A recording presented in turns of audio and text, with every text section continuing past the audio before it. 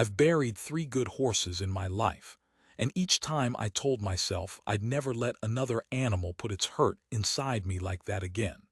Then a woman I barely knew hired a man I trusted even less, and between the two of them they broke that promise wide open. You want to know the truth about that ranch? It wasn't the horse he tamed that people still whisper about. It was everything else. It was her. It was the thing that had gone hard and quiet in all of us out there on that dry stretch of Arizona nothing. The thing we'd all agreed to stop feeling because feeling cost too much when the wells ran low and the bank kept calling. His name was Naiche. He came up the road on foot with a rope over one shoulder and a way of looking at things like he was listening to them instead. And I, old fool that I am, 61 years of dust and stubbornness, I watched him for 1 week and figured him for a drifter with a trick or two. I was wrong about nearly everything that summer. Stay with me, because what he did to that stallion was the smallest part of it, and the part that changed me I still can't say out loud without my throat closing up. Let me start where it started, with the screaming. The screaming came from the round pen at first light, and I knew before I got my boots on that the black had gone at the rails again. I'm Elias Kettner. I've kept the books and the fences on the Vane place going on 11 years, since before Marion inherited it, back when her father still ran it like the whole valley owed him rent. Marion's different. Marion never learned to be cruel the way ranching sometimes asks you to be, and I used to think that would ruin her. Some mornings I still think it. That morning the black stallion had torn his shoulder open on a splintered rail and stood shaking in the middle of the pen, eyes rolled white, sweat gone to lather along his neck. 16 hands of animal that nobody could get within 20 feet of. Marion's father bought him at auction the year before he died, paid too much, because he liked the idea of a horse nobody could ride more than he'd ever have liked riding it. Then he died and left the horse to Marion the way you'd leave someone a debt. She was already at the rail when I got there, both hands white-knuckled on the top pole, not moving. "Don't," I said. "Marion, don't you go in there. He's bleeding, Elias. He'll bleed you too." She didn't go in, but she didn't step back either, and I stood beside her and we watched the horse tremble and heave and refuse the world, and I felt that old useless ache start up in my chest, the one that comes when there's hurt in front of you and no clean way to reach it. "I can't shoot him," she said quietly. "I know that's what you're going to say."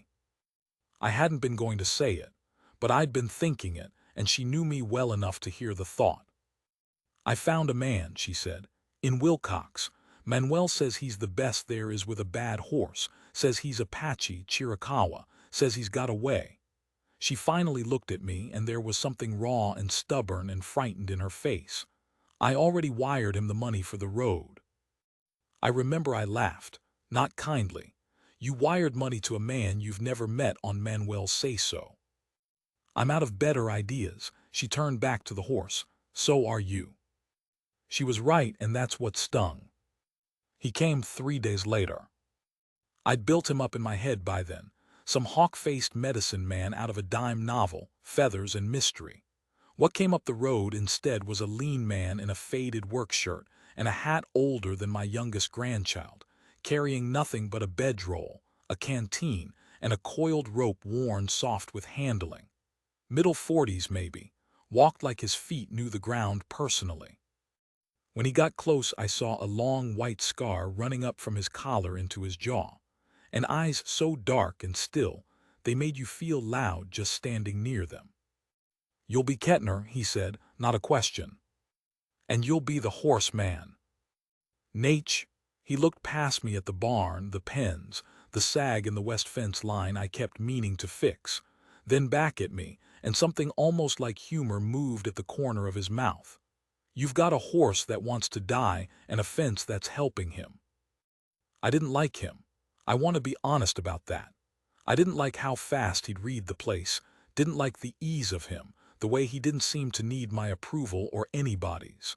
Out where I come from, a man who doesn't need your approval is a man you can't get a handle on, and I've spent my life needing handles on things. Marion came out and shook his hand, and I watched her decide to trust him in about 4 seconds flat, which is her whole trouble in one gesture. "The horse is in a bad way," she said. "I heard him from the road," Naiche said. "He's not in a bad way, he's in a true way. He's the only honest thing on this ranch." He said it without unkindness, but it landed on all of us, and Marion's jaw tightened, and I thought, good, let him insult us, let her see what she's paid for. Then he set his bedroll down by the barn and said he wouldn't need the bunkhouse, and he walked to the round pen and just sat outside it, cross-legged in the dirt. Didn't go in, didn't reach for the rope, just sat where the horse could see him and looked at nothing. And after a while I got tired of watching a man do nothing and went to fix the west fence. He was still sitting there when the sun went down. He sat outside that pen for 2 days. I'm not exaggerating for the story of it. 2 full days. He'd get up to drink, to eat the little he ate, to walk the fence line slow with his hands behind his back like an old professor. But mostly he sat where the black could see him and he waited. And the horse raged and wheeled and slammed the rails, and Naiche never once flinched, and never once went in. On the evening of the second day, I couldn't stand it anymore. I brought 2 cups of coffee out to the pen and set one down in the dirt beside him, which is as close to an apology as I get. "You planning to charge my boss by the day for sitting?" I said. He picked up the coffee. "You think I'm doing nothing. I think the horse is bleeding, and you're drinking my coffee. The bleeding stopped yesterday. You didn't look." He nodded at the black, and I looked, and he was right. The shoulder had scabbed, the horse had settled enough to lick at water in the trough, though he still watched us like we were both wolves. "That horse has been handled by men who wanted to win," Naiche said. "Ropes, whips, twitches on the nose. Men who needed him broke so they could feel unbroken themselves." He drank. "I'm not going to win against him. That's the only new thing that's happened to him in 2 years. He's still deciding whether to believe it." I didn't have anything to say to that. I sat down in the dirt beside him, my knees complaining the whole way, and we drank our coffee and watched the horse decide. "Where'd you learn it?" I asked finally, the waiting. He was quiet a long moment. The scar on his jaw caught the last of the light. "My grandfather," he said. "He was taken as a boy to a school in the East. They cut his hair and beat the language out of him and gave him a new name and told him the old ways were dead." He turned the cup in his hands. "He came back a man who couldn't sit still, couldn't wait for anything. Everything in him had been taught to fight or run." A pause. "I learned the waiting from watching what its opposite did to him. He never got it back. I decided I'd get it for both of us. I've thought about that 1,000 times since. I didn't understand the whole weight of it then. I do now. Here's the thing I have to tell you about the ranch that summer, because you can't understand what came next without it. We're dying. The vain place, I mean. Marion's father had mortgaged it 3 times over on schemes that never paid, and when he died he left her the land and the debt and this horse, and the bank in Wilcox had already started using words like foreclosure in their letters, soft at first and then not soft. Marion had 6 months, maybe less. She'd sold off most of the cattle. She'd let 2 hands go, good men, and cried about it after they'd driven off in the kitchen where she thought I couldn't hear. The horse was the only asset her father left that might sell for real money, a papered stallion, if anyone could gentle him enough to prove his bloodline was worth breeding. That was the whole desperate arithmetic of it. Gentle the horse, sell the horse, buy a season. Marion had bet the last of her money that a stranger could do in a summer what nobody had done in 2 years. I didn't tell Naiche any of this. Pride, I suppose. But he knew. Of course he knew. He'd read the fence and the sold-off cattle and the worry that sat on Marion like a coat she couldn't take off. He knew he wasn't there to save a horse. He was there to save a woman who wouldn't say she needed saving, and he never once let on that he understood the true size of what she'd hired him for.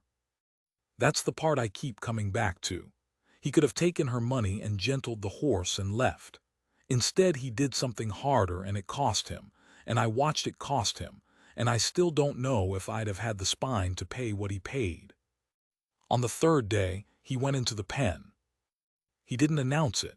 Marion and I just came out at dawn, and he was already inside, sitting in the dirt in the center, and the black stood in the far corner watching him with those wild eyes. Naiche had his back half turned to the horse, not looking at him. Looking away, the way you'd sit near a frightened child you didn't want to crowd. He stayed like that for an hour. Then he stood, slow, and turned his back fully on the stallion, turned his back on 16 hands of animal that had put 2 men in the dirt, and walked to the rail nearest us and leaned on it like he had all the time God ever made. The horse took a step toward him. I felt Marion's hand grab my arm. Neither of us breathed. The black took another step, and another, ears flicking, and stopped an arm's length behind Naiche's turned back, and stretched his neck out and smelled the back of the man's shirt. Naiche didn't move, didn't turn. He just said, very low, in a language I didn't know, 3 or 4 soft words. And the horse blew out a long breath against his spine and stood there, and something in the animal's whole body came down out of the high wild place it had been living. "What did you say to him?" Marion whispered. Naiche didn't turn around. "I told him my grandfather's name," he said. "I told him nobody was going to make him into something he isn't, not here." I had to look away then. I told myself it was the dust. Over the next weeks I watched a man do the impossible, so slowly it looked like nothing at all. He never used the rope the way I expected. It hung on his shoulder mostly, a thing he had and didn't need. He'd walk the black on nothing but presence, the two of them moving around that pen like they were having a conversation in a language older than either of them. He taught the horse that a hand coming toward him didn't have to mean pain, taught him that a man's back could be turned in trust instead of dismissal. Taught him, I think, that the world had one person in it who wasn't going to ask him to be broken. And Marion changed too. That's the thing nobody warned me about. She started coming out to the pen at dawn and staying till dark, learning from Naiche not just the horse but the waiting, the stillness, the terrible patience of it. And I'd watch the two of them sitting in the dirt not talking, and I'd feel something in the air between them that had nothing to do with the horse, and I didn't know whether to be glad or afraid. Because I knew what she'd forgotten. I knew about the letters from the bank. I knew that in a matter of weeks she was going to have to sell this horse that a good man was pouring his whole soul into gentling, sell him to the highest bidder, to some breeder who'd see a bloodline and a price, and nothing of the 2 years of terror or the summer of trust.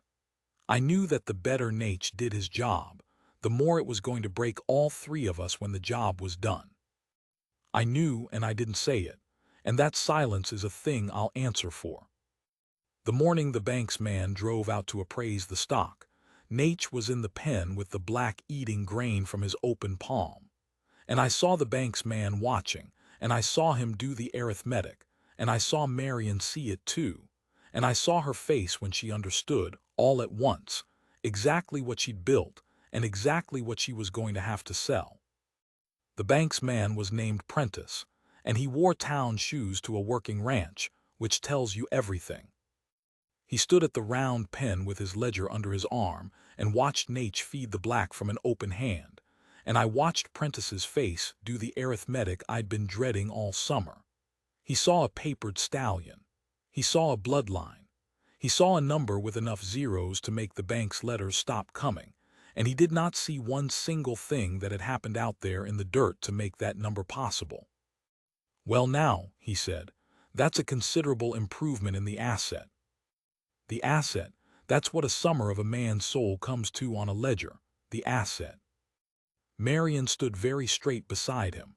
I'd never seen her stand like that, like her father, God help me, like the old man used to stand when he was about to do something hard and had decided not to feel it. "He's gentled enough to prove out," she said. Her voice was flat and even. "Sound, papered, and he'll take a saddle by fall." "Buyer up in Prescott's been asking after exactly this," Prentice said. "Breeding operation. He'll pay to clear your note and then some."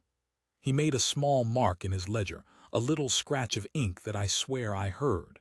"I'd say your troubles are about over. Miss Vane." Naiche didn't look up from the horse, but I saw his hand go still on the black's neck, just for a moment before it moved on. That night Marion came out to where Naiche had his fire by the barn, and I came too, though nobody asked me. Some things you don't leave people alone for. I have to sell him, Marion said. No preamble. You knew that. You knew it when you took the money. I knew it.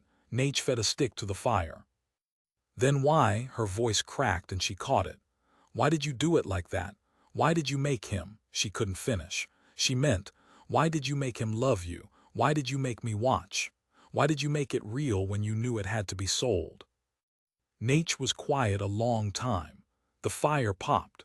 Somewhere out in the dark the black shifted in his pen, and I realized the horse could hear us, was listening the way he listened to everything now. Because a broken horse and a gentled horse fetch the same price on that man's ledger, Naiche said finally.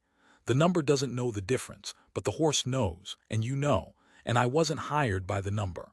He looked at her across the fire and the scar on his jaw moved in the light.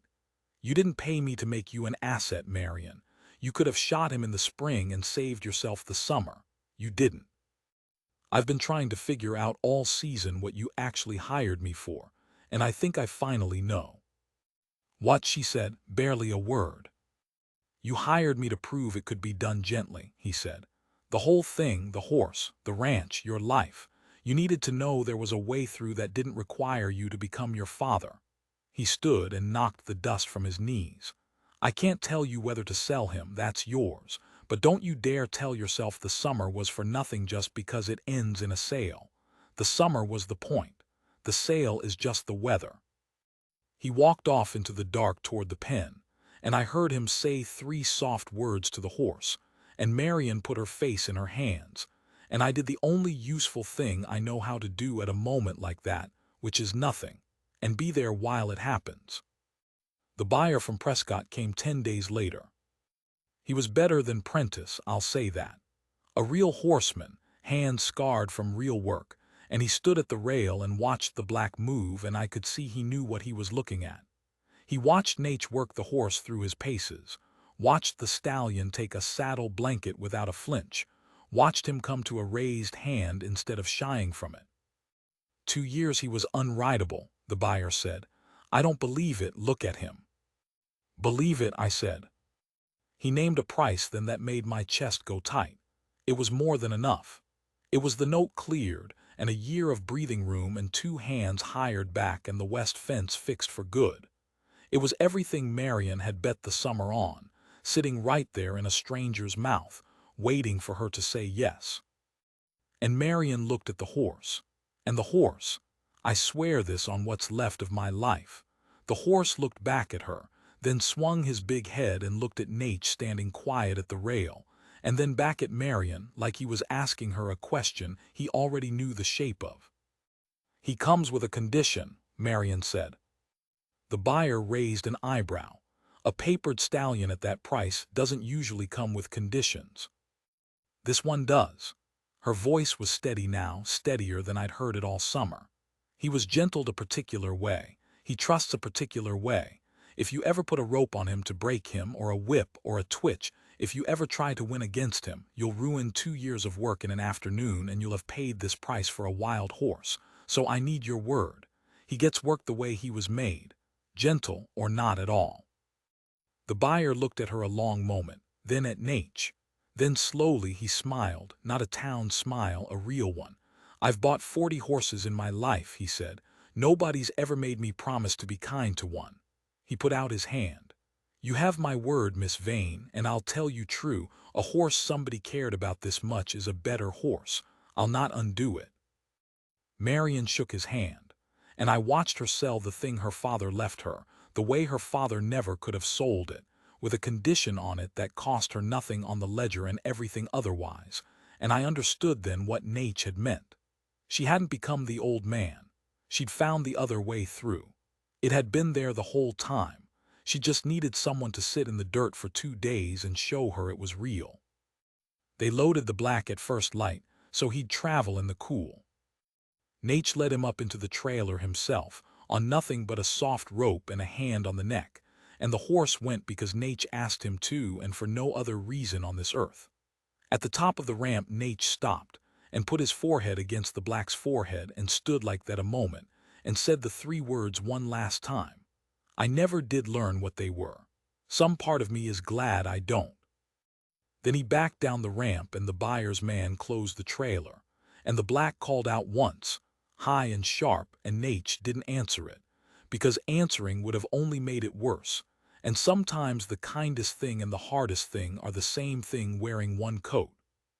The trailer went off down the road in a long trail of dust, and Marion stood watching it until it was gone, and then a while after that. Naiche picked up his bedroll. "You're leaving," she said, not surprised, just nomming it. Horses gentled, notes cleared. He shouldered the rope. That was the job. That wasn't the job. She turned to face him, and there was so much in her face I had to look at my boots. "You know it wasn't." "No," he agreed. "It wasn't." He looked at her, and for the first time all summer I saw the stillness in him waver, just at the edges, like water when something's moving underneath. But I'm a man who gentles what's frightened and then walks on before I'm the thing it's afraid to lose. My grandfather taught me the waiting. He never got the chance to teach me how to stay. I've been trying to learn it my whole life off of horses, and I'm not there yet, Marion. You'd be paying for that lesson too, and it's a longer one than a summer. She didn't argue. That's how I knew she understood him. You don't argue a man out of the shape his life made him. You can only love the shape and let it go, and she did both, standing right there in the yard all at once. "Then take the coffee at least," she said. "Elias makes it too strong. You're the only one who drinks it." He almost smiled. "I'll take the coffee." He stayed for the cup. Then he walked off up the road on foot the way he'd come, the rope over his shoulder, his feet knowing the ground, and Marion and I stood in the yard and watched him get small. "He could have stayed," she said quietly. "He could have," I said. "But you'd have spent the rest of your life waiting for him to walk off up that road anyway. This way you only spent one morning on it. I don't know where that came from. I'm not a wise man. But it was true, and she reached over and took my old hand and held it, and we stood there, the two of us, on a ranch that was going to survive now, that a man had walked into and gentled and walked out of, leaving it changed in every way that mattered, and not one way you could write on a ledger. The bank's letters stopped. We hired the hands back. I fixed the west fence for good that fall with my own hands, and I did it right, and I thought about him the whole time. We got a letter the next spring. No return address. Inside was a photograph, the black stallion up in Prescott, standing in a green pasture with two mares and a foal, fat and calm and gentled, a horse that had made it all the way through to the other side of its own fear. There was no note. But there was, folded in the paper, a single strand of black horsehair, and Marion pinned the photograph up in the kitchen where the bank's letters used to sit, and she looked at it every morning for the rest of the time I knew her. She never married. I used to think that was a sorrow. I don't anymore. Some people meet the thing that shows them who they are and it doesn't stay, and they spend the rest of their lives being that person anyway, which is the whole gift if you look at it right. He didn't tame a horse on the Vane place that summer. I've said that from the start, and I'll say it once more and then leave it, the way he'd want, without spelling it flat. The horse was the smallest thing he gentled. And the last time I saw Marion, years on, gray now, still running that ranch the gentle way, she was sitting in the dirt by the round pen at dawn with her back half-turned to a young filly, waiting, patient as stone, teaching a frightened thing that the world had one person in it who wouldn't ask her to be broken.